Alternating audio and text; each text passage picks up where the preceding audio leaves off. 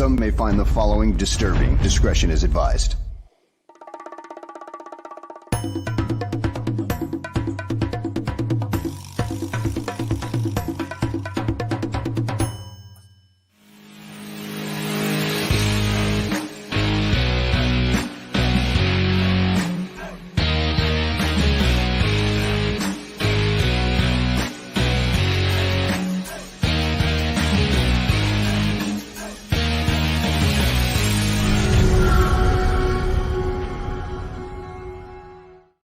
Welcome, everyone, to a fresh episode of GTF. Gabriel Talks Football. The man right next to me on the image in front of you is Greg Gabriel. Greg, how are you, my friend? I'm wiped out. My grandkids just left. Well, they were there all weekend, so you probably had a much better weekend than most Bears fans, right? Well, to tell you the truth, it was great having the kids around. But, my son-in-law and my daughter are diehard Bills fans. Oh, gosh. So that game's on last night. And so we're watching that. And, Richie says, what an awful fucking day. Yeah. It was for Bills fans, Bears fans, and Panthers fans, too. They had a really bad day when they saw C.J. Stroud throw for 470 yards, 5 touchdowns, and their quarterback threw for 2 pick sixes against the Colts and a 3rd interception. Wow. So let's get your immediate reaction to yesterday's loss, the 7th of the season for the Chicago Bears. What did you see? And most of all, do you see any hope that that Tyson Bagent can continue to improve? Because he had an excellent first half. It was the second. He did, and I'm glad you brought that up first, because there's a lot of bickering going on X right now, and I'm just using my experience and my knowledge. Could I be wrong? Absolutely.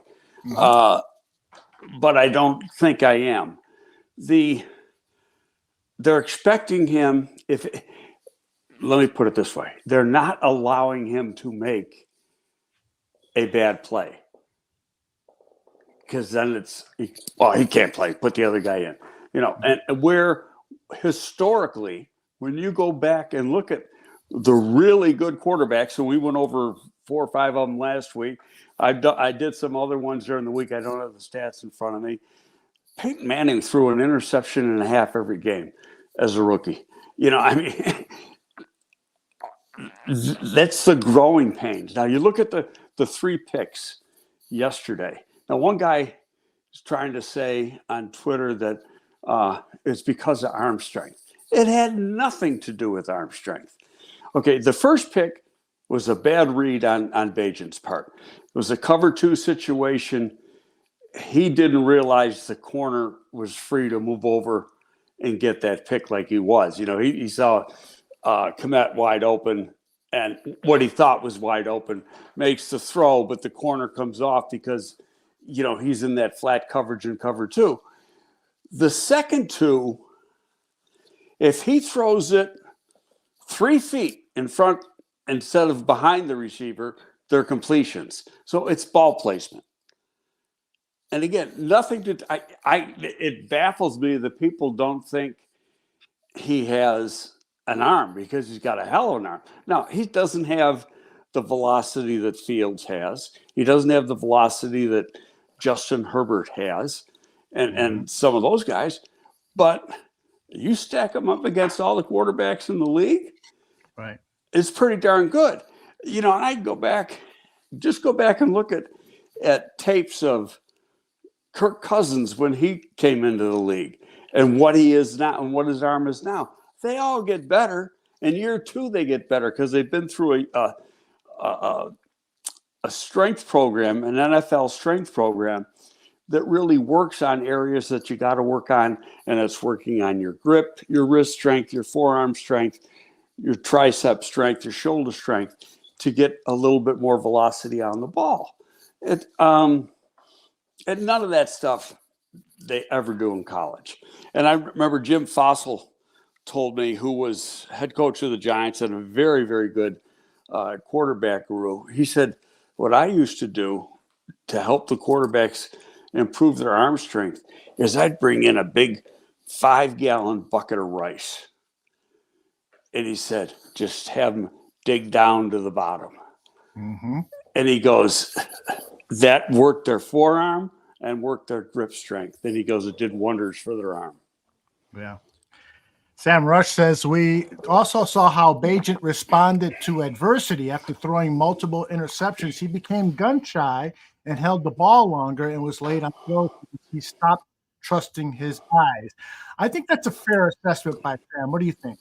Yeah, I agree. I think that he wants to do good. Mm-hmm. So now he throws the one pick, which was totally on him. And they're all totally on him. I mean, they weren't the receiver's fault. Then you start second guessing yourself. And the thing that was exciting about him was that he was playing on instinct. But that's all part of the growing pains, learning from that. Now, let's fast forward a little bit to this week. I personally don't feel Fields is going to play. They showed shots out on the sideline. He still has a brace on the thumb. Okay, if he was close to playing, I don't think you would have seen that brace there. Mm-hmm. And just from what I've heard is that, it's at least one more game he's going to miss, which would be this one. And then you got 10 days until the next game. I've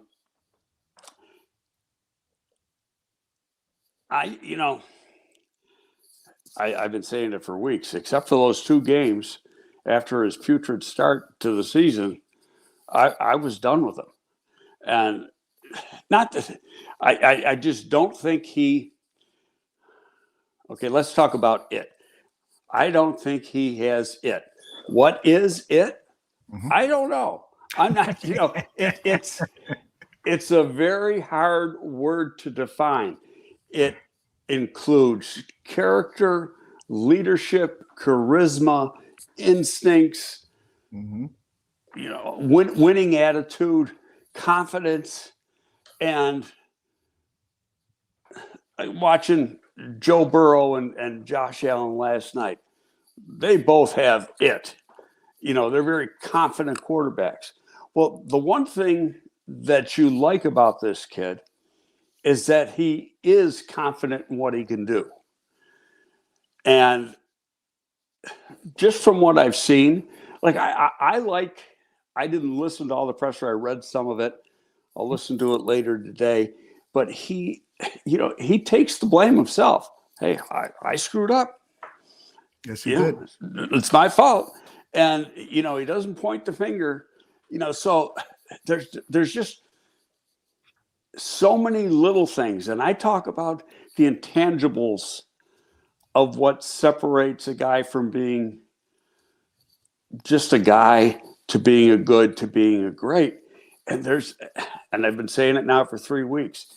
There's something special about him that I see. Now, it doesn't matter if I see it. Doesn't matter if you see it. Doesn't matter if any of us see it. The only people it matters to are the people at 1920 Football Drive in Lake Forest. Mm-hmm. What do they think? Exactly. And so they're going to do what they think is best. Hey, those coaches know their job could be on the line. But speaking of that, just saw a couple things, interaction when they have the sideline shots, and there's been comments over the last few weeks, that Flus has lost the team. There was one that really jumped out at me, how Ngakoue came over to Flus and kind of patted him on the back and gave him a half-ass hug and stuff. And it was like, you don't do that if you don't respect the coach. Mm-hmm. Yeah, I would be surprised. I mean, these guys are pretty authentic. I do have a little bit of Tyson Bagent after the game. He assumed all responsibility for his poor play, and he said he was embarrassed. I thought before you do that, Uh-huh. let's go back. That first touchdown pass. Now, for people who say he doesn't have an arm, yeah, if you can't see the arm right there, he's rolling to his left, has to throw across his body. Mm-hmm. Now, on paper, look, what was it, a 26, 27-yard touchdown throw? Reality, the ball went about 45 to 50, and it was on a drive. Yep. And it was perfectly placed. So I don't want to hear the shit about he doesn't have an arm. No, I think you said it perfectly earlier. He doesn't have an arm as strong as Justin Fields or Justin Herbert, but he definitely has an NFL arm. He can make the throws. So again, we get back to Tyson just to get a taste of, the guy's character. I thought our team played extremely well, which is why it's so embarrassing, just because, one-score game, lose a turnover battle by that amount. It's embarrassing, but it's part of the game, and I'm just looking forward to building and learning from this experience. He went on to say that he's going to prepare for Thursday's game and every game this season as if he's the starter. And he knows it's Justin Fields' job, but he's got that mentality of the backup quarterback. I got to prepare to be ready for every game. I'm impressed by the guy. There's been a couple of comments in the chat room that he has earned that second-string quarterback job and a roster spot for next season. And if he can continue to improve, he might somehow, someday in this league, challenge to be a number one quarterback on some team, maybe the Bears, maybe elsewhere. We'll see. Well, here's what I think, and it's a very big question. And you brought it up last week when we talked, and you said that, don't you think they got to give Fields another chance before they make a final decision? And the more I thought about it, I got, he's probably right. But if the guy if Bagent keeps playing good, how do you pull him? Right. But in fairness, if Justin comes back and if it's the Justin we saw in week 4 and 5, then that's good. If it's the Justin we saw 1, 2, 3, and 6, forget about it. Because that was awful. But they got to make a decision. This game has a big, it's a big part of the criteria or a big part of the equation with that decision, only because it's you want to put another loss on Carolina's record. And if they, in fact, have to draft a quarterback, it's going to be with one of those 2 picks. But don't you think you want to, if I'm sitting in Hallis Hall, I want to know if I have to use that pick for a quarterback, or I think I got the guy who can get the job done.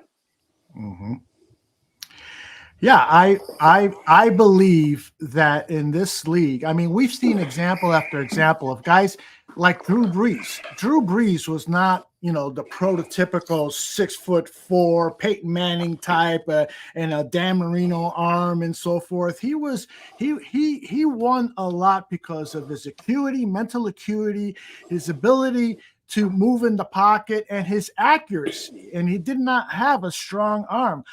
I think that, and I know people are going to come after me. Go ahead. No, I'm going to back you up on that, because I think we brought this up once a long time ago.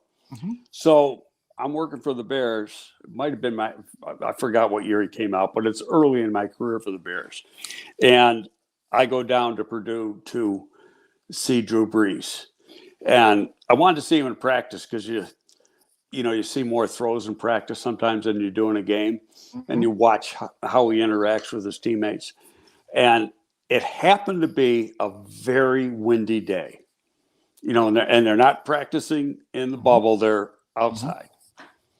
Drew Brees could not complete a 15-yard out. He was short on all of them in the dirt, And I didn't see it once. I saw it like 6, 7 times, and I came away and they probably still got that report in the archives of Hallis Hall because they keep all that stuff, is that if he goes to a warm weather city or a city that has a dome, he'll be fine. But he's not going to play in Chicago. He's not going to play in Buffalo. He's not going to play in New York. Places like that where wind can be a big factor. Well, where's he get drafted? San Diego. And then he goes to New Orleans and plays in a dome for, most of his career.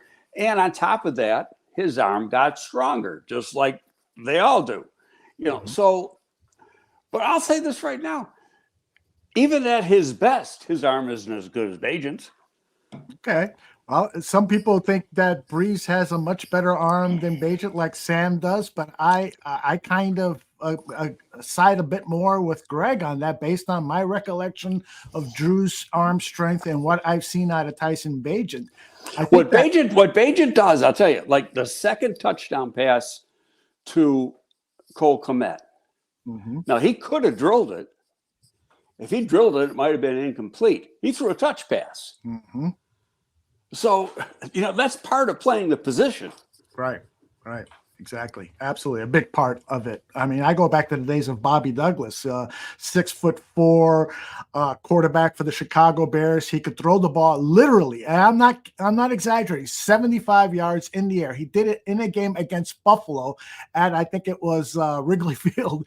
But he would also throw a 80-mile-an-hour ball to a receiver who was 5 yards downfield. Yeah, I mean, you got to know when to gun it, and you got to know when to take something off and put some air under it. Now, does he have some faults with some of the throws he makes?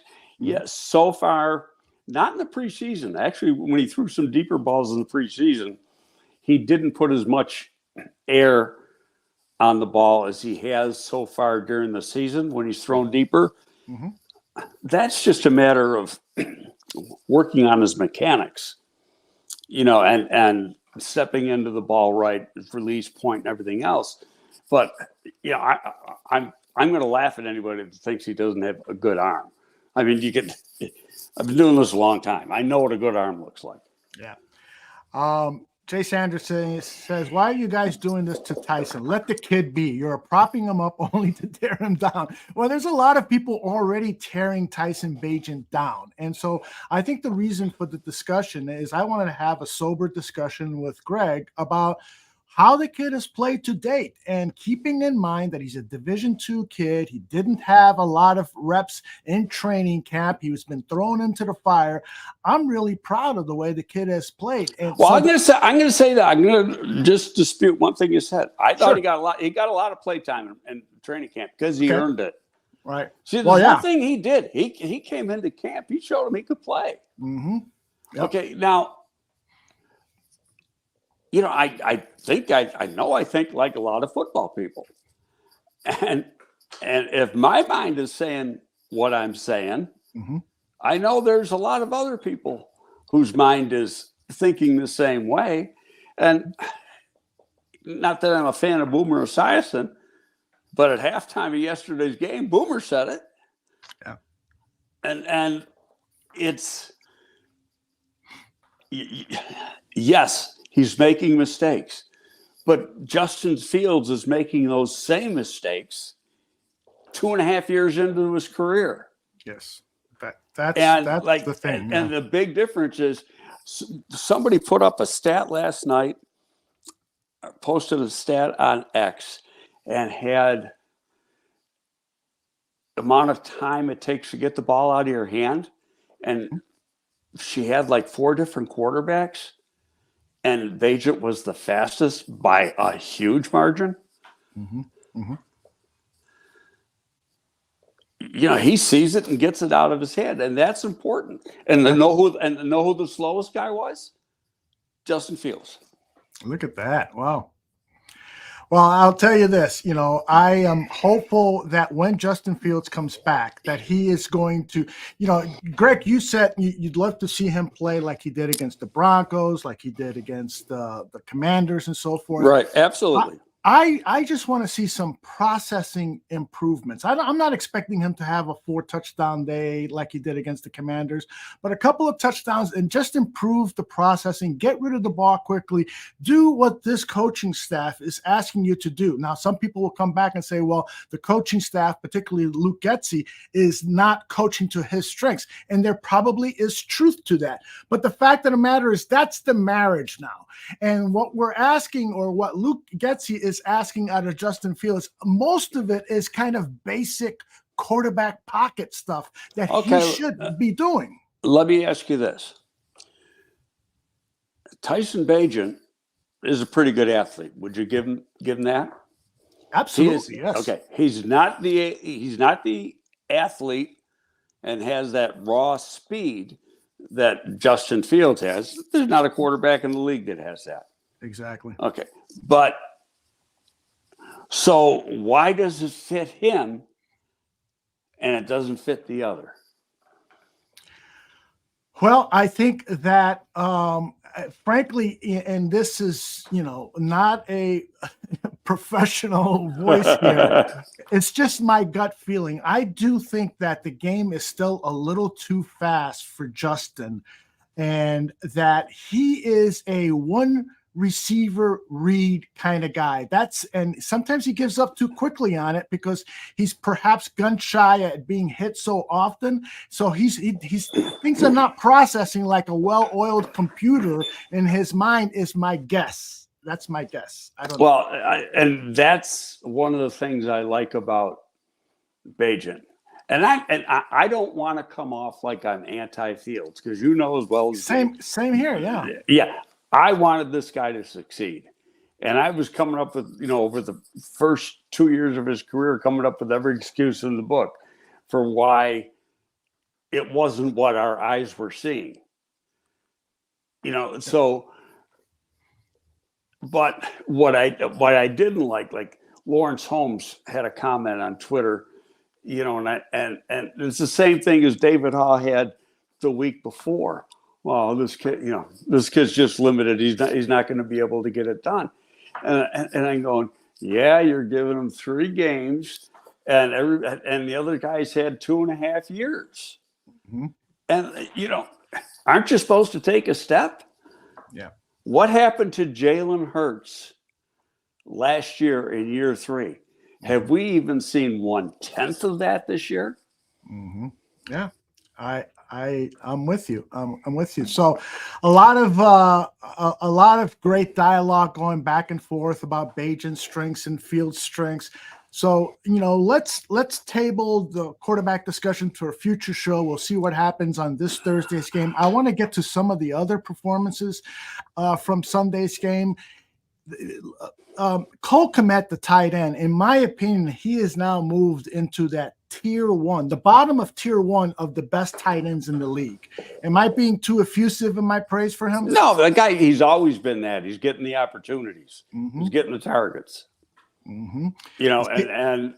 It part of it is on the, it's on the quarterback, and that, you're watching tape and you're saying, this guy's open all the time. I got to get him the ball. So, part of it's that.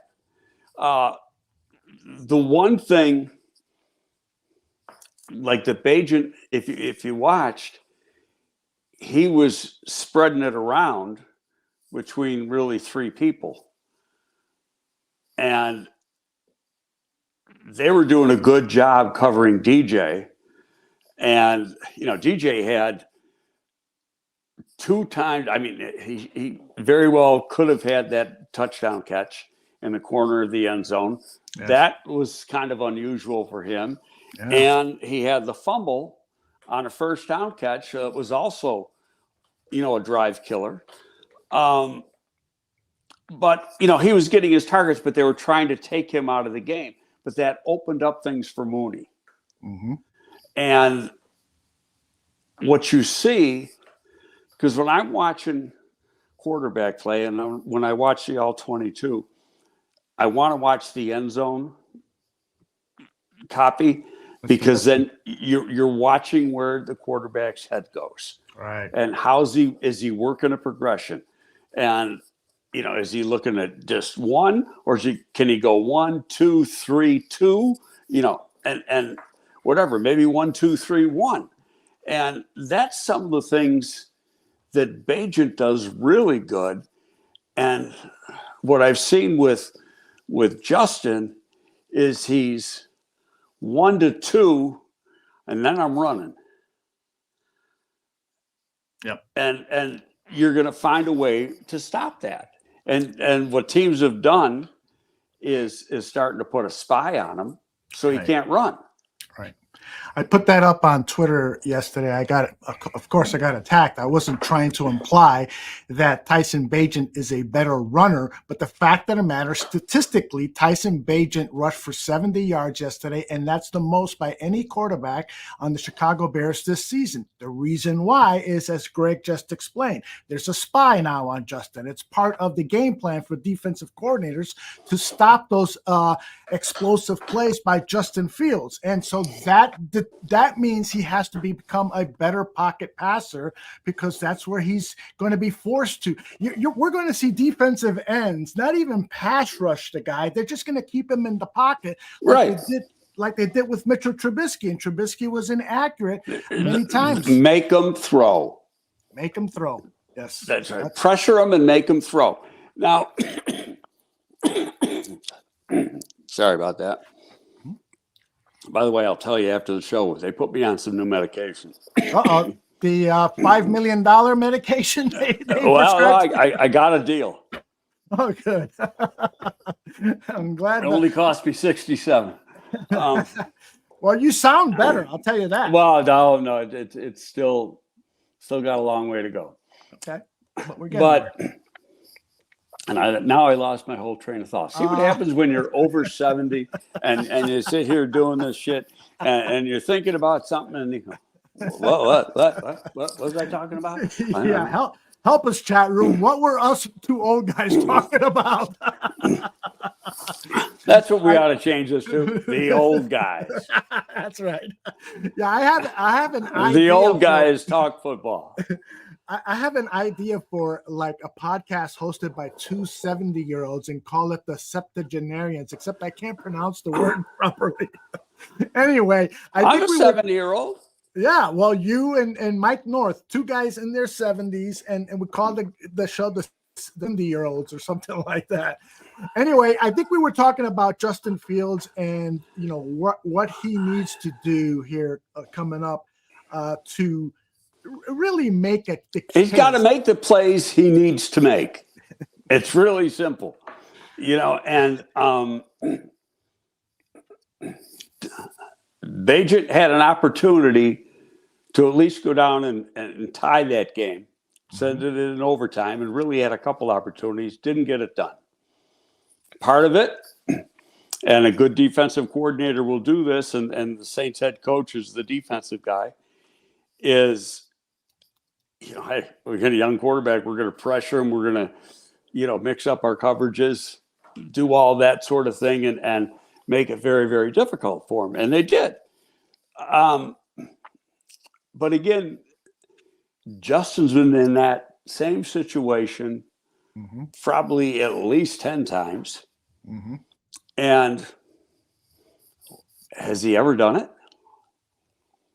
Yeah, not consistently. I'll tell you that. But yesterday on Bear Football, the case was made by Coach T and Danny Shimon that part of the problem with the Bears offense is that they're playing too much out of a 3 wide receiver set formation, and that the team really needs to increase their 12 formations, have 2 tight ends, and really dedicate themselves to running the ball out of these power formations. What do you think about that approach, and that Luke Getsy might just want to throw the ball like most offensive coordinators and former quarterbacks do? First of all, actually, I thought they used 12 personnel a little bit more yesterday. They did run the ball pretty good. Look at the numbers. Mm-hmm. Numbers were good. They didn't make the plays when they had to make the plays.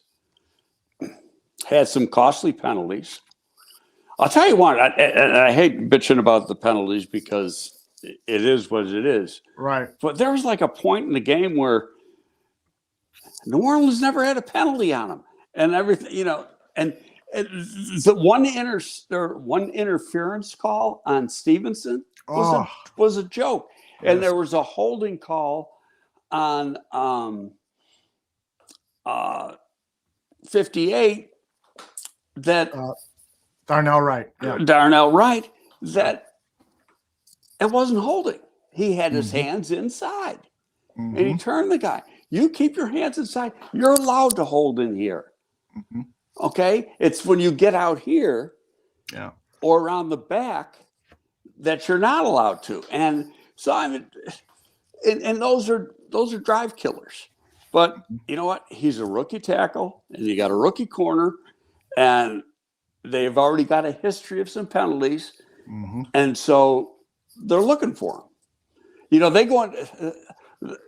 The refs get the analytics too. Watch 58 for holding. He's already been called X amount of times during the year. Mm-hmm. Watch 29 for interference. He's been called X amount of times a year. So it's like they do their scouting reports too. Exactly. Well, speaking of scouting reports, I'd love for you to scout the play of this offensive line because my, again, amateur eyes saw an offensive line have a really good day. Of course, there were imperfections, but this offensive line, I thought played pretty well. What your thoughts? Yeah, they're getting better. They still don't have the unit they wanted to have. Mm-hmm.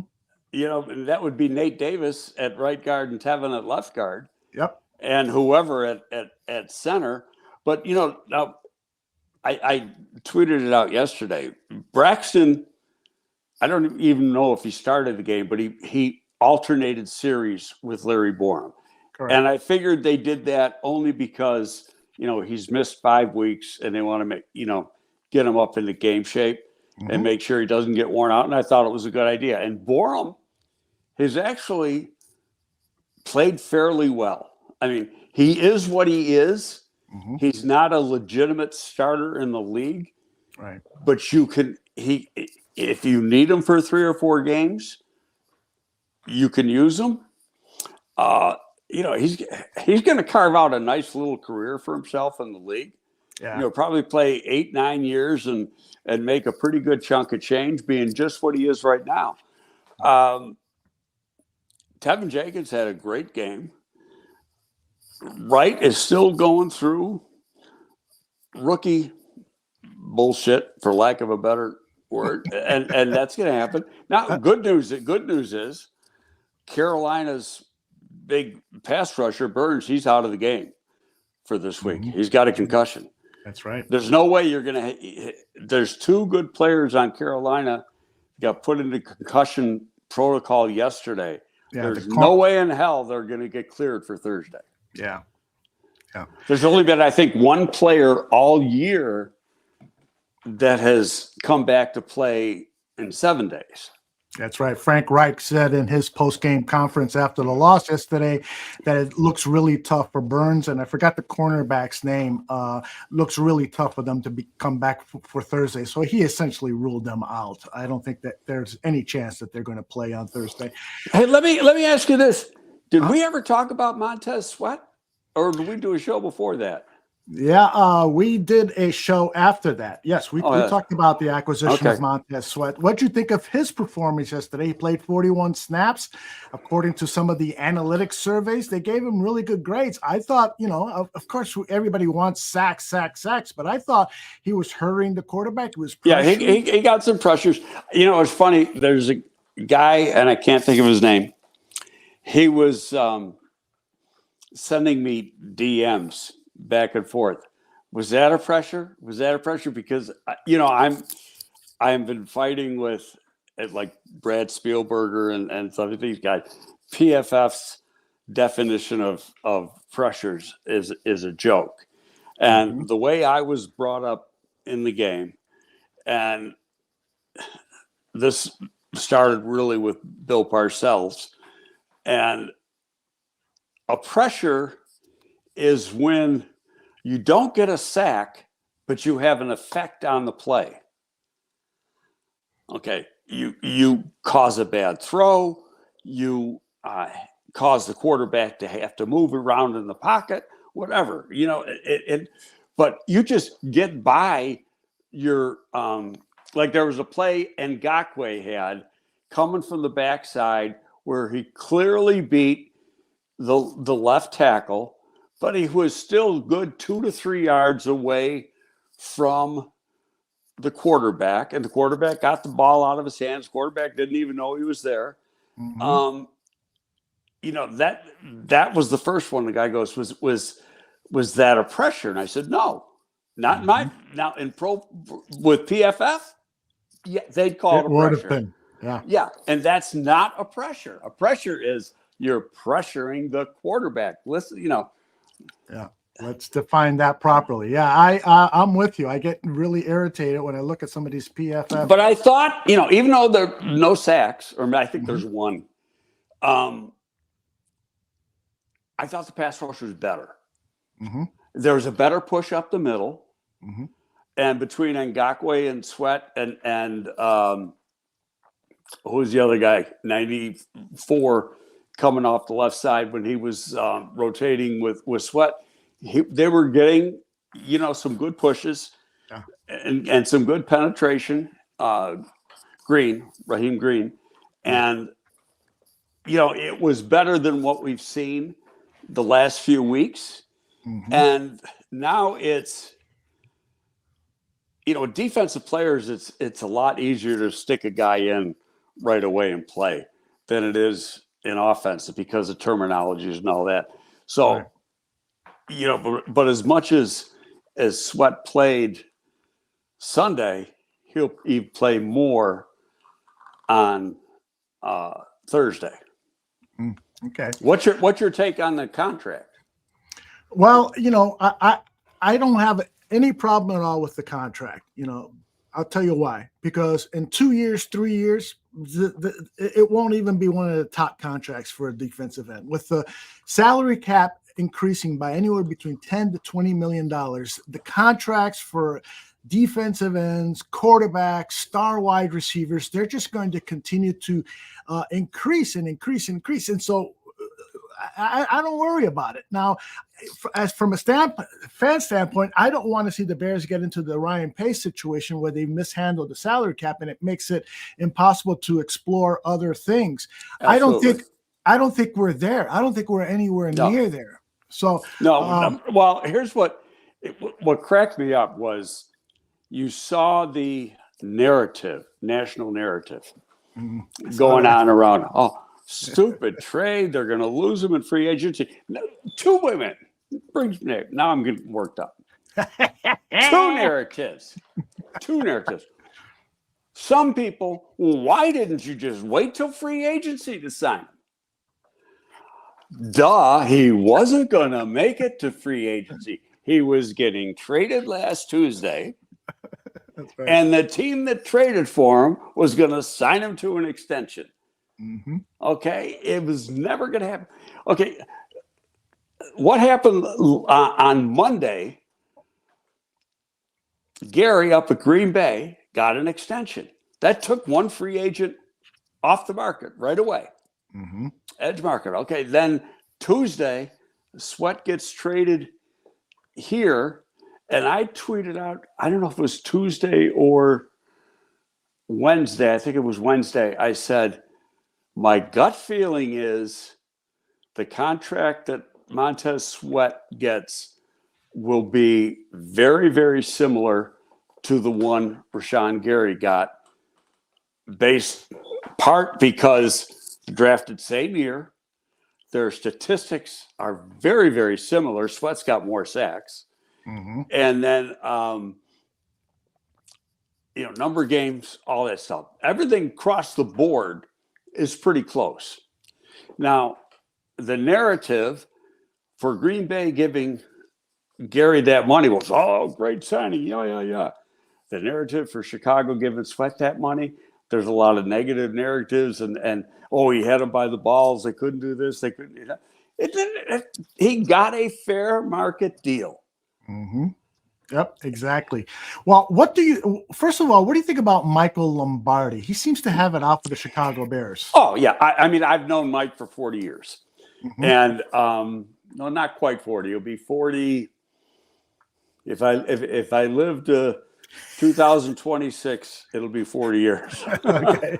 and you got that covered. Mike is a good guy. Mm-hmm.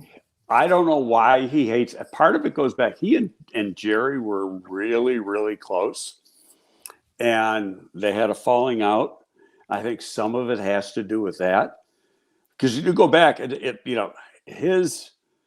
when he got fired in Cleveland, mm-hmm. his bad mouthing of the Bears really started with the drafting of Trubisky. Mm-hmm. That's right. And stuff. And in fact, I had him on. I did a Sunday morning show. The Bears weren't playing until it was 2018, I think, mm-hmm. when the Bears went to the playoffs. That's and right. So they had they're playing in the 3:15 time slot. And so I did a 9 to 12 show leading up to the pregame mm-hmm. show. And so I had Lombardi on. And I said, Mike, you're a hated man here. What do you got to say? and he's got strong opinions. But let me tell you, I've made my mistakes. He's made his mistakes too. He was running the Cleveland Browns draft in mm-hmm. 2013 draft. They took Barkevius Mingo with the 6th pick in the draft. Mm-hmm. I don't think Barkevius Mingo's got 9 sacks in his career, and he's not even in the league anymore. It was a horrible pick. So. Yeah, and let me just for people who don't know, this is what Mike Lombardi said. I'm reading from some text here. Mike Lombardi said, "I'm not a Chicago hater. I'm a dumb hater, and I hate dumb decisions. Ryan Poles made a dumb decision," and he goes on to say, "Because trading a 2nd-round pick, you for 4 years have a controlled salary.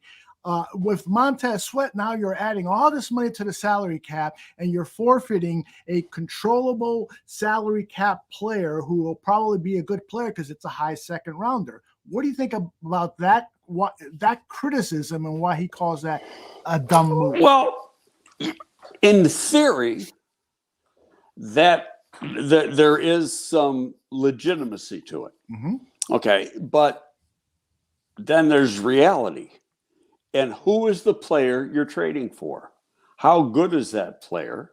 Mm-hmm. How is he going to be in your locker room? How about, part of it when you make a trade for a player, and he's not an old guy, he's 27. Right. So, except for a broken jaw, he's been injury-free in his, and, I don't worry about a broken jaw. It's knees and shoulders you worry about. So he's been relatively healthy throughout his career. He's had consistent production, and he's a two-way player in that he can play the run and rush the passer. Is he ever going to be a double-digit pass rusher and get 18 sacks? I doubt it. He might have 1 year with 10, 11, but he's going to be very, very consistent.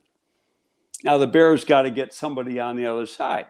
They may have that somebody on the other side in Ngakoue. I thought Ngakoue played better. And part of the reason was you couldn't just concentrate on Ngakoue. Yeah, right. So he got some pressures. In fact, he made a pursuit play way downfield. I said, I guarantee he's not getting a loaf on that one. You know, I saw that replay. Yes. All right, let's tackle some of these questions here. So, getting back to the arm strength discussion, Sam Rush wanted to know is if it were so easy to develop arm strength, then why don't all major league pitchers have 90+ mile per hour fastballs? And I think Sam is kind of misunderstanding your point there.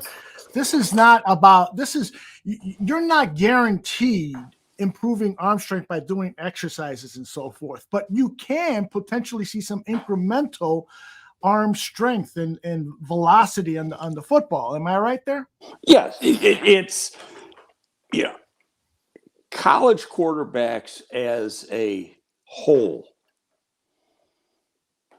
Some of them. Let's go back to Tom Brady and that infamous picture of his at the combine. Did Tom Brady look like he ever saw the inside of a weight room in that picture? No. Okay. Look at a picture of him now at 45 years old. Yeah. Okay. And an entirely different physique. And they don't put the pressure on the quarterbacks to do the lifting. Mm-hmm. But in football, if you want to increase something, and the throwing motion of a football and the throwing motion of a baseball aren't quite the same. And I'm not a baseball guy, so I don't want to even get close to that argument, because a lot of that is the length of say the whip in your arm, Mm-hmm. and the length of your delivery, for I guess lack of a better term, but it's, if you put 15 quarterbacks in the league, 20 quarterbacks in the league, in the same room or in the same dome stadium, Mm-hmm. had them air it out as far as they could do, and I think that is a ridiculous test of arm strength. That's what got that kid from Cal drafted by Baltimore they traded up in front of us to take him. I can't think of his name. Back in 2003 or 2003. Yeah, 2003. Because he got on one knee and threw it 75 yards. And it's velocity on the ball. Can you make the throws that you're being asked to make? And do you have, and I'll go back to yesterday. That first touchdown throw from Bagent to Cole Kmet was a tough mother to throw. Mm-hmm. He's rolling left, has to come across like this, so he's literally going against his body motion and throwing to the right corner of the end zone. Mm-hmm. It's a very, very difficult throw, and he did it on a line drive. Yeah, pretty cool. Kyle Bowler was the player you were referring to, drafted by the Ravens. Yes, we had talks about Kyle Bowler and why we made it up like we wanted to draft Kyle Bowler, put him out in front of the press. That's going to be the Bears. And they're being so stupid. They're so obvious about it. We never had any intention of drafting Kyle Bowler. I love it. And then, Phil Savage was working with Baltimore then, and they trade up, and they called Savage the next day. Go, Phil, we weren't going to take him. Lesson learned, I hope. All right. Mr. Shorty says, I thought Aaron Rodgers fell because of arm strength. Do you recall that when Aaron fell all the way to the 21st pick of the first round, when he was rumored to have been the first overall pick? Did he fall because of arm strength or some other reason? I don't know if anybody's ever come up with a definitive answer on that. We had our own theory, and the theory was, because we discussed it. In fact, I'll give you a little background. I might have mentioned it before. We had taken Rex a couple of years before, Mm-hmm. and at that point we're real happy, and he wasn't hurt. So we didn't set an interview up with Aaron Rodgers at the combine. So at that time, excuse me, the interviews ended at 10 o'clock. 10 o'clock, knock on our door. There's Aaron Rodgers. He goes, and Jerry had already gone, and Lovey had already gone. So there was me, Ron Turner, and a couple other people. I think whoever the quarterback coach was right then, it wasn't Pep, and somebody else. And he goes, I know you guys don't want to talk to me, but I want to talk to you. Ooh, wow. And he said, and he gets in the couch and he has his arms like this on the couch, and talk for an hour. Holy cow. And in all that, he was impressive, really impressive. And probably the most impressive interview we had. But that was the year we took said, and 3 running backs went in the top 5. Tampa Bay picked one. Cadillac Williams was one of them, wasn't he? Yeah, he went, said, Ronnie Williams, or Cadillac Williams, Ronnie Brown, and said all went in the top 5. And it's the last time it happened, because then after that, there's been some guys taken high after that, but like shortly after that, the treatment of running backs started going downhill. They're a dime a dozen. You can get them later, whatever. But now I lost my train of thought again. Regarding Rodgers coming in for that 1-hour interview. And so the story. So anyway, it was pretty much thought for a long time that he was going to be number 1. Then at the end, Mike Nolan was the new head coach at San Francisco, and Mike decided on Smith, the quarterback from Utah. Right. And so, you go into your draft meetings and you're anticipating certain guys being there and not being there, and you say, and you're getting into the nitty gritty, and then you kind of overlook some guys because you say they're not going to be there. So we're talking like the guys at 6, 7, 8, 9, 10, and so they haven't done their proper pre-draft due diligence on the player, which was really stupid on their part. Probably stupid on our part, but that's another story. And then, Smith goes first, and then there's no other quarterback. Now, in today's game, he would have gone second, the way quarterbacks go. Absolutely. But he slides all the way down into the 20s, and Green Bay gets him. And it's like, does this guy got AIDS or cooties or something? I mean, what the hell's wrong with him? It's just a freak thing. And I think with a lot of people, they weren't prepared for him to fall. And so they had already had their mind made up that this is our guy. Yeah. And credit to Ted Thompson. Ted said, wait, look at where we got this guy. Even if we didn't do it, we got to take him. Yeah, I remember reading that there were concerns about his height, something that Aaron was very sensitive about. I remember a 60 Minutes interview with Aaron Rodgers, and he really didn't even want to talk about it when he was interviewed by the 60 Minutes reporter, because he felt like that was perhaps the number one reason why he fell so much in that draft. But be that as it may, he's like 6'2". Yeah, he's not a short guy. No, there was 6'2" and change. Yeah, there was this fascination with having big, tall quarterbacks for a while in the NFL. You know better than me. All right, let's get back to some of these questions. Alan says 192 winning percentage for Eberflus. That is the worst in Bears history. My guy, Abe Gibran, he's my guy, Aldo's guy. 262 is better. what do you say about Allen? And clearly he's probably advocating that Eberflus needs to go, but he got an endorsement sort of from Ryan Poles last week.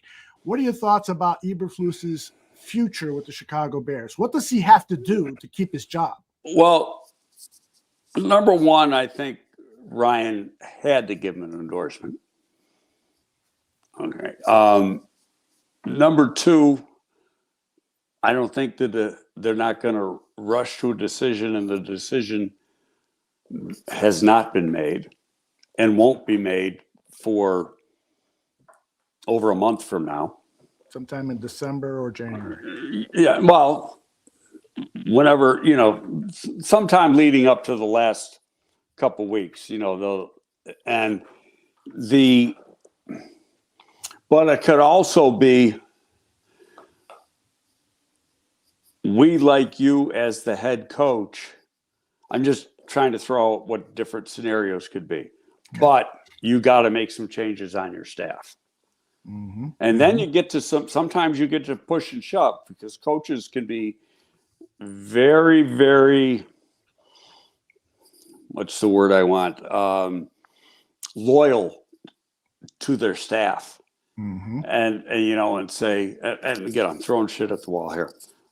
Paul says, you got to get another OC. You got to get another so-and-so in the position coach. And then, no, I'm not changing. Those are my guys. Well, now you got to, now you got a little back and forth. And then it can turn into, well, then I guess we got to move on from you. Yeah. And I'm not saying this is going to happen. All I'm saying is this is how these things occur. I understand. Sure.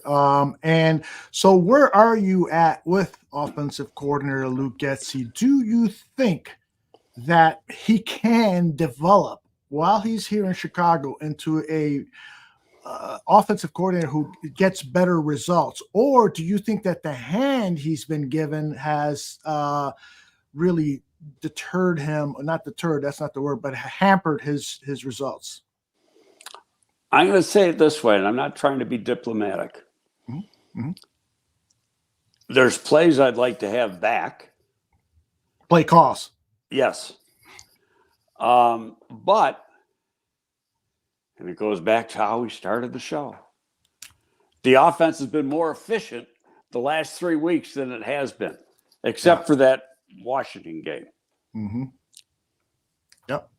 That's a great point. All right. Plays are getting off quicker. Yes. Yeah. And see, that's another thing about Bagent. His command at the line of scrimmage and being able to direct traffic, that's not a rookie. I'm sorry. People can say I'm full of shit. Go ahead. I'm sticking with it. Well, a lot of people in the chat have commented, even people who are not Tyson Bagent fans have said, this kid has had over 2,000 snaps in his college and high school career. And so he's had more snaps at playing the quarterback position than Justin Fields, according to some in the chat room. And that has to have helped him be the quarterback that we're seeing right now. Well, it's helped him. Yeah. He obviously against lesser competition, but he's excelled. He's also thrown for more yards and thrown more touchdowns. Yeah. Okay. All right. I got a few really good questions here I'd love to get to. Tim just joined us and he says, if the 3-tech is the engine that makes this defense go, why not draft one with one of the number ones and draft a left tackle? Braxton has been solid, but having 2 bookend all-pros helps any quarterback in the future. Your thoughts on what Tim is suggesting? Well, I think that the Bears brass think Braxton Jones was the steal of the 2022 draft. And we've talked about this several times. You look at the rare traits. A little over 6'5". He was 310 pounds, coming from a low FCS level program, who ran 4.89, has 35.5-inch arms, excellent agility. He needed to bulk up in the lower body. Typical from a guy coming from a program like that.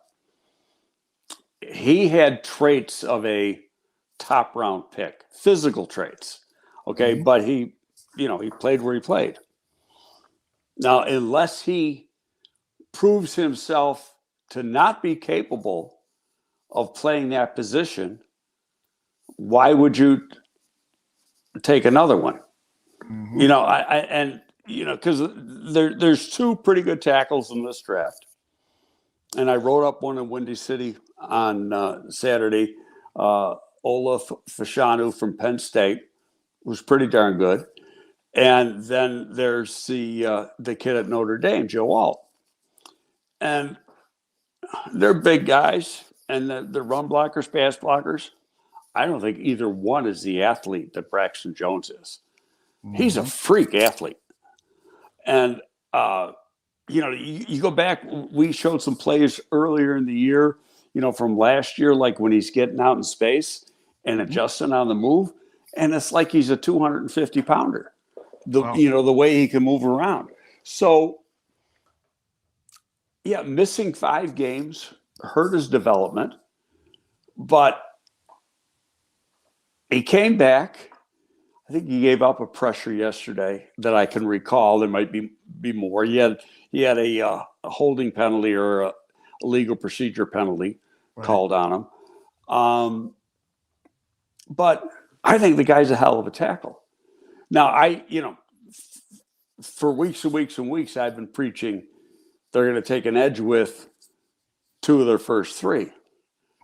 Well, Montez Sweat took that out of the equation, at least with one. The key is, the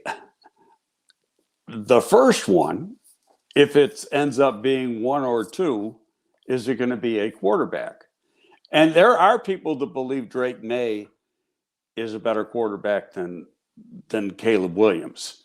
But, that's, you'll probably have an argument, 50-50 with that. They're totally different types of players. But Caleb Williams is Patrick Mahomes, and Drake Maye is Lawrence. I love that. Okay, so, when you look at size, their overall athleticism, one's a pure pro drop back passer, but Drake Maye can make plays with his feet too. So can Trevor Lawrence. But Caleb has got that improvisation ability that is really rare. His team isn't that good, and the defense is pathetic. So, but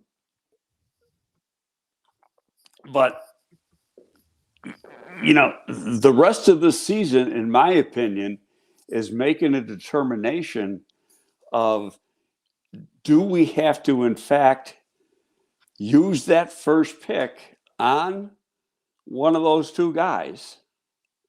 And then after that, it's because you signed Sweat, you can still come back and bring back Ngakoue. Granted, you got to get the whole season out of him and see what he did, because you're going to get him at a fair price based on what he's played for over the last few seasons.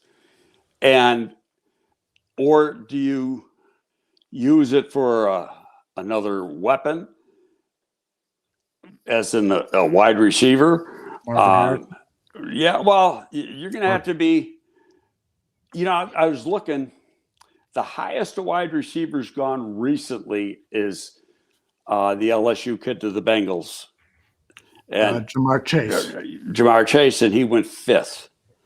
Okay, so if you're sitting with 4th, are you going to take him? Because you got to look at those trends. And it's like wide receivers start coming off the board. The real good ones start coming off the board 5 or 6, 7, but not 1, 2, 3, 4. So it depends where the picks are. Right. And, we're the first week in November. We got a long way to go yet. We don't know where these picks are. Right. A very long way. Vince wants to know who is the best left tackle prospect that you have ever scouted. Was it Orlando Pace, Jonathan Ogden, or someone else? I did not personally go to UCLA when Ogden was there. Mm-hmm. So Orlando Pace is the best college tackle I saw. Outstanding player. I mean, I'll give you another one who was pretty damn good in college and was a total bust. Who's that? Tony Mandrich. Oh my gosh! On the cover of Sports Illustrated, everybody was thinking. In fact, when I was in my young days scouting, I'd get into school real early to get a workout or to get film work in, and then you get done with the film work around 2:00. Practice would start around 3:30 or something like that, and so you'd have some time. I'd always go over to the weight room and ask if I could get a workout. They always said sure. And so, I was in there and Mandrich was in there just, doing some warm-up stuff. But, I mean, that dude was put together. But you knew if there's people, you can walk into a gym and you know who's on juice. How do you know that? the way they look. Okay. And well, that's part of it. And like the tightness around their face and stuff. And you saw it. It was obvious. I put it in my report. And people didn't want to believe it because he was so damn good. Well, he had to get steroid tested in the NFL, so he had to stop doing it, and he became a nobody. He became below average. Mr. Inglewood says, in light of the Montez Sweat trade and sign, ask Greg what was the mindset behind trading for the late Gaines Adams. Oh, God, that was right near the end. Same thing, a dominant, and then we only had Gaines for a little while. He died. Yeah, it was unbelievably. He had a heart problem. He had a heart problem. Died in his sleep. Wow.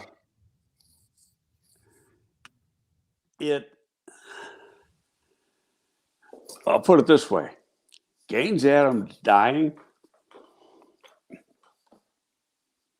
changed the way some of the medical staff at Hallis Hall look at things. And they're a lot stricter now because of that. Okay. Now, does that mean the trade never should have been made? No, because he was fine, but there's probably some little things that you should have done. Now, he was in his career, and a lot of times. Okay, perfect example. You got and you tweeted about him over the weekend. Letu, the defensive end pass rusher from UCLA. He had 1.5 sacks over the weekend. He's got 11 now, I think, on the season. And he had a very serious neck injury when he was at the University of Washington. The University of Washington doctors told him never to play football again. But he wanted to play. So he found the doctors at UCLA that would pass him. Okay, now I'm not. It's not that simple. They had to pass him. Sure. Now it could have been. What I don't know is, I mean, did he just have a fusion in his neck, or what? I don't know. Yeah. But he does wear a special collar. It's not very big. Remember the old pronounced collars that were like that Phil Valentiano wore? No? Okay. Yes, I do. Okay. It's not like that. But he has played the last 2 seasons at UCLA without any incident. So what's going to happen with him is he's going to go into the combine in late February. And I mean, it's like as soon as he gets off the bus to walk into the hotel, they're going to take him and say, you're right away. They're taking him over to the MRI building. Actually, the MRI they do the MRIs, they bring in 6 semis that are in the bowels of Lucas Oil Field. Mm-hmm. Okay, so they're portable MRI machines, and that way they don't have to use up, go to the hospitals and use their precious time. So they started doing that years ago, and it was a really smart idea on Jeff Fisher's part. But anyway, that's the first thing they're doing is getting an MRI on that neck. Yep. Please take off your clothes and put this gown on. We'll be taking pictures of you in a moment.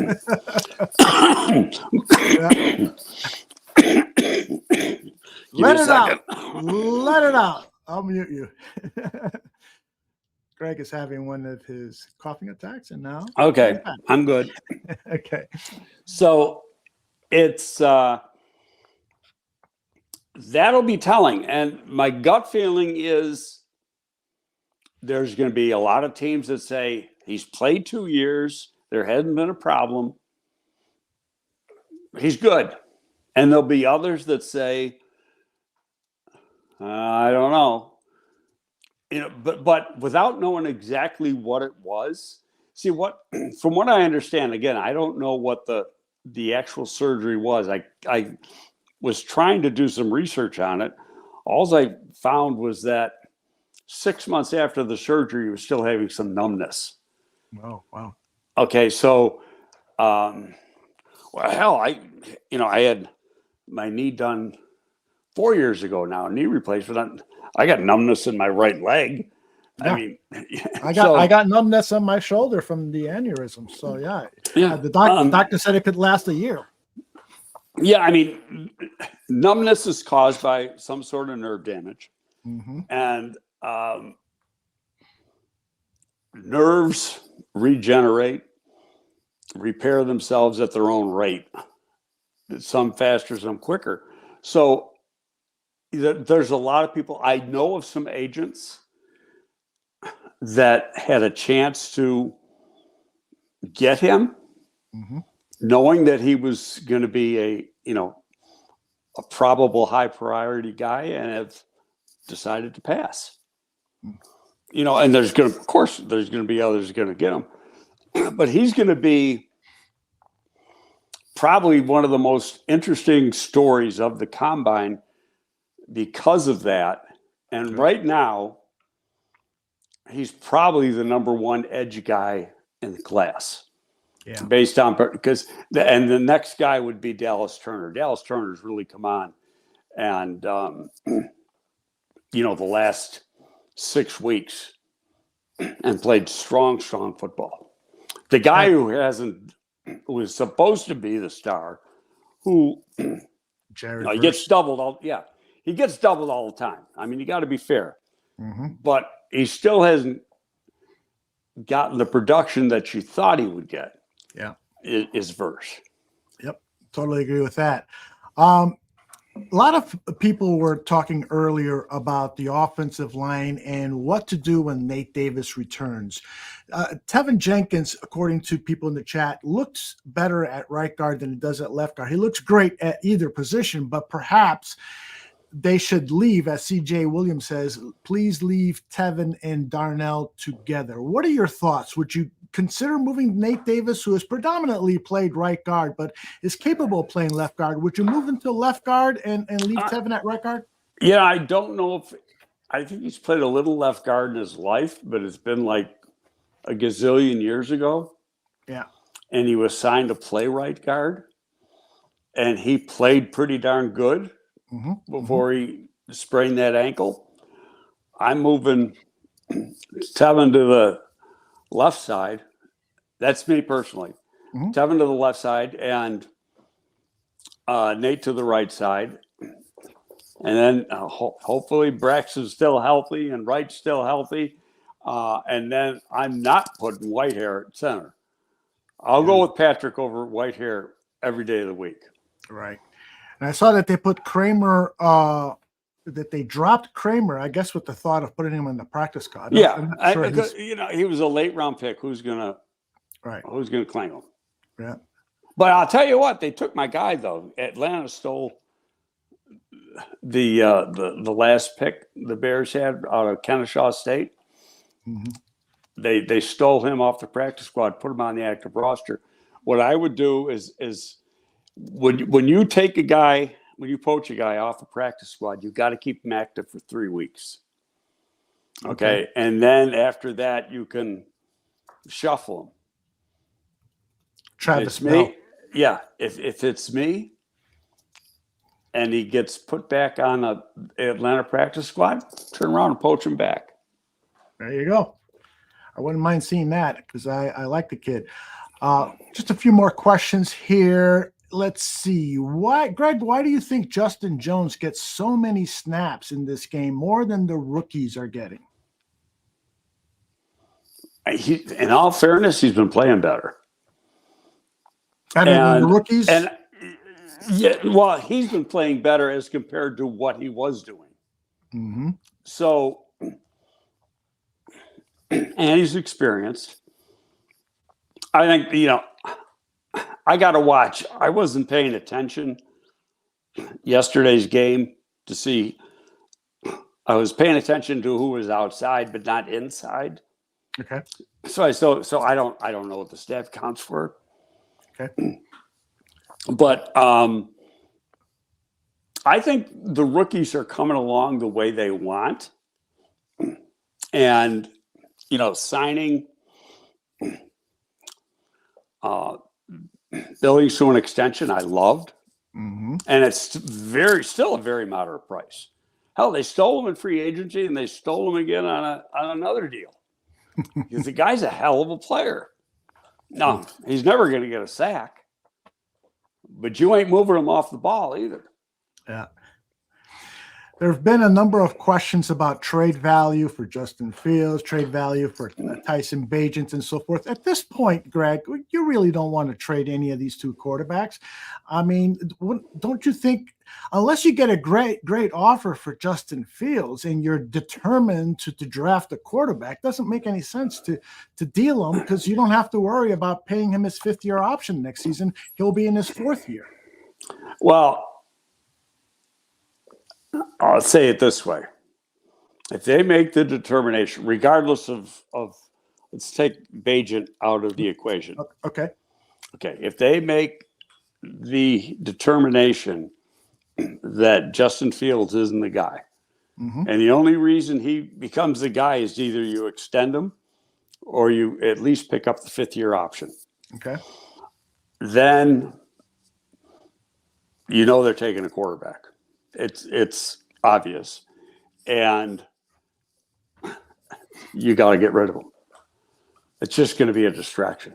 So you got to trade him. Now, what's he worth? I don't know. Thank you, Burley Smith, for the nice comments. I don't know. I hope they stick with Justin Fields at least for the 4th year of his current arrangement. We'll move on. I want to get a few more questions in. Do you think that Ja'Tyre Carter should get Cody Whitehair's reps at left guard or wherever Whitehair plays? I'm a Carter fan. Yeah, me too. But I'll tell you, because I've given this a lot of thought too. Mm-hmm. What I've thought, because you see a lot of stuff. People say, "Well, they still got to get a center." Mm-hmm. I'm taking that guy and move him to center to see if he can play center. There's a lot of good centers in this league that weren't centers in college. Oh, yeah. Okay. And you get your best 5 mm-hmm. on the line, and you'd have a damn athletic guy playing that's 315 pounds that can run a sub. He's another guy that runs a 4.9. And strong as hell. Mm-hmm. Remember, he's a point guard, had D1 offers in college to be a point guard. Mm-hmm. As about a 255-pound point guard in high school. So he's a pretty athletic kid. Mm-hmm. That's amazing. Bellissimo already has his draft set for the 2024 draft. Marvin Harrison, Olu, the left tackle, the center, Cedric Van Pran, and rookie Oro Hero at the 3 tech. Those are all impressive names, but we'll have to see. We've got a lot more football. Long way to go. Long way to go. All right.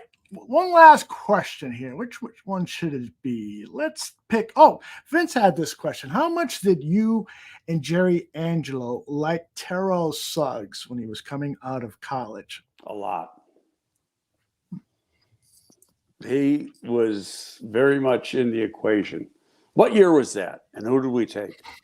Okay, I'll tell you in a second. Because I had Terrell Suggs in my office for a good 45 minutes talking. And nice guy too. And a great competitor, right? Yep. All right, Terrell Suggs draft. Where the hell are you? 2003 draft.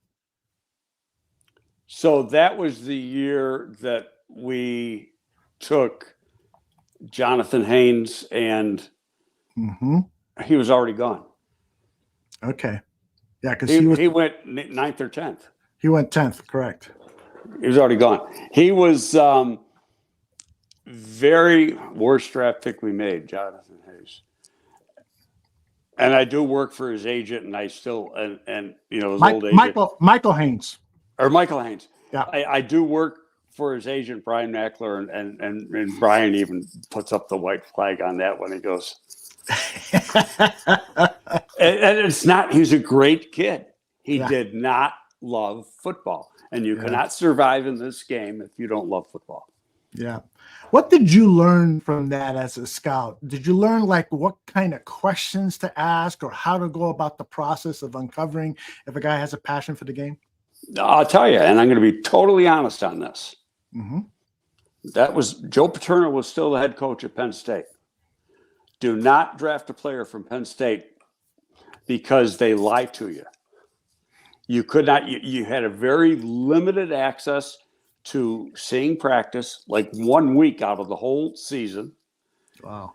They gave you really company line type stories. We found out after we started doing some research, because they had this one guy, and I don't want to mention his name. He was the pro liaison, and he'd tell you this about a guy, and then you'd find out that he had 3 arrests. And they'd never tell you about that. And Joe Paterno hated the NFL. So he could care less if we didn't exist.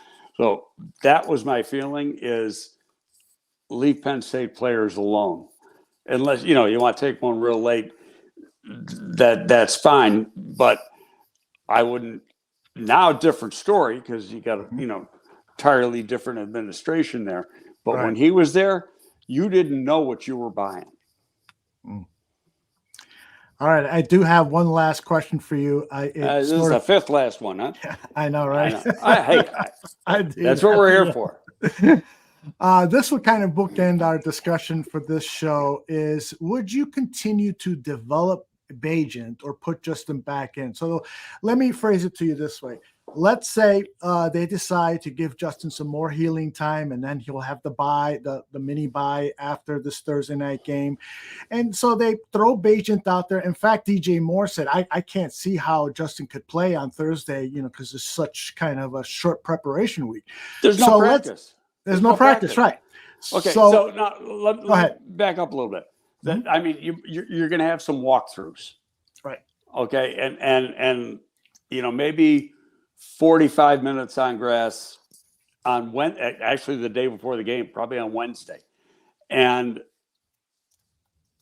so it's all mental preparation. He has not played now. And he's missed 3 games, so like 4 weeks. Okay. And,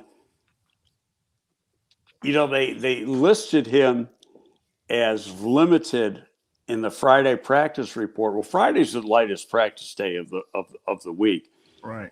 And and if you do anything in practice, you have to be listed as limited. And he was just like throwing in the warm-up part. And so he has to be. But if you saw, there's some videos up there, he's throwing pop flies. Can he drive the ball? Mm-hmm. And what,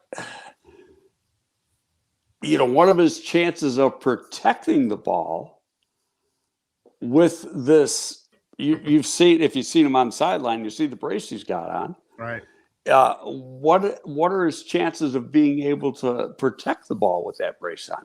So like I said, people have told me that this was 4 to 5 weeks. Well, this game's 4, and it's a short 4, Mm-hmm. and it was 4 to 5 minimum. And so, and then people say, why didn't you put them on IR? Well, they didn't put them on IR because they're running out of IR.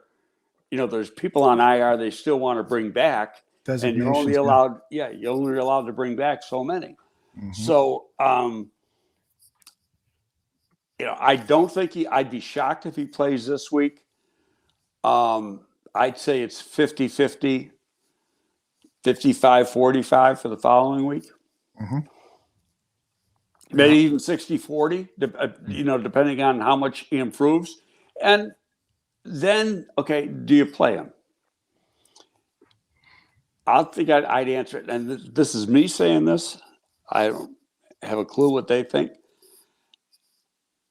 If the kid plays real good Thursday night and outplays the number 1 draft choice in the 2023 NFL draft, he's still playing.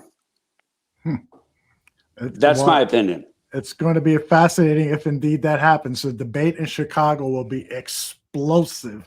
Do you think the Bears are going to win this game Thursday night against the Panthers, who are clearly the worst football team in the National Football League? Yes. And I think much more worse. If that's not good English, I know, but much worse than the Bears are. The Panthers are just atrocious.